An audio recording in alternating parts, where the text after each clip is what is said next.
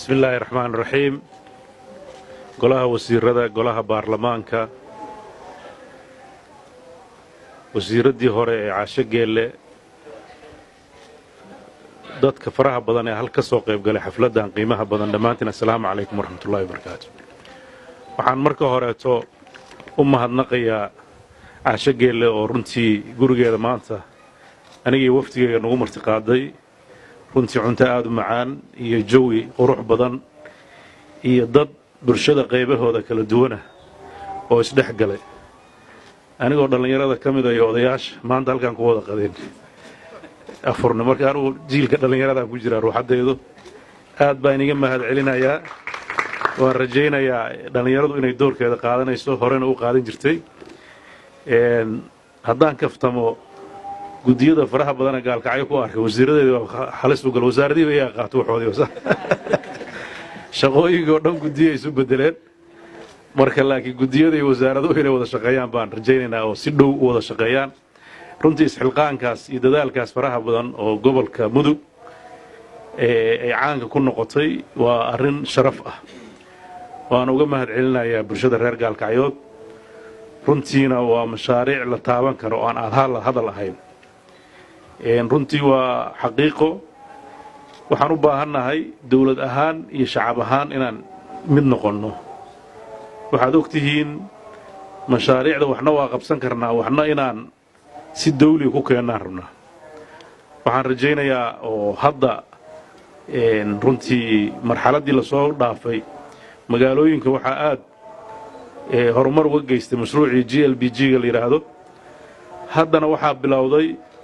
mashruuca magaalooyinka waaweyn horumarinta magaalooyinka la yidhaahdo urban development oo wejigiisa ugu horreeyay ka bilowday garoowe oo world bank ay jidad kuwii horeeto ka tayo badan kana lacag badan ay gelinayso waxaa u qorshaysan sidoo kaleeto magaalada gaalkacyo iyo boosaaso magaalooyinka waaweyn iyagana in laga fuliyo in la hagaajiyo town planka in la hagaajiyo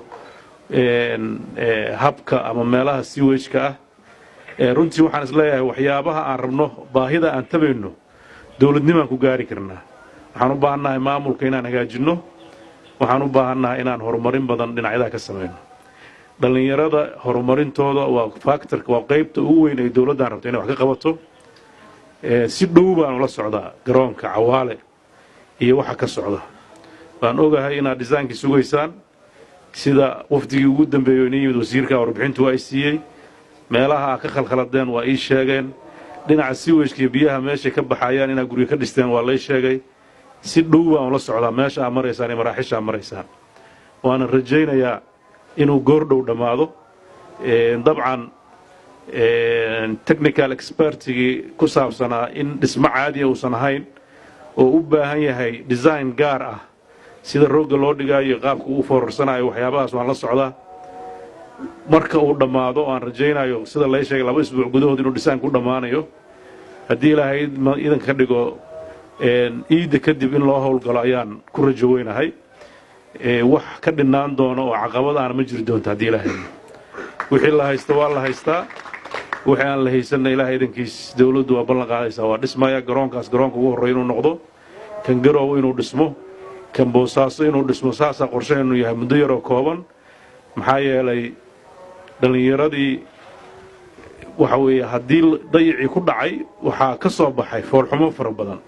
waxaa ka soo baxay kufsi waxaa ka soo baxay drugs waxaa ka soo baxay xagjirnimo waxay halis ku yihiin noloshii bulshada oo dhan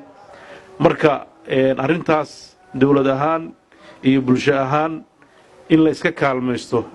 in dhallinyarada cunto la siiyo oo loo labiso keliya maaha waxaa la rabaa in xooggooda ku jira inay u helaan meelo skiiliskooda ay ku soo bandhigaan ama goobaha waxbarashada oo kuwaan hadda la joogo kuwa ka duwan ah ama goobaha recreationka ay ku sameeyaan oo ay maaragtay sportska ugu horreeyay waxyaabaha la mid ah waxaan rajaynayaa in dawladdu xil iska saari doonto habdhaqan magaaleedka cusub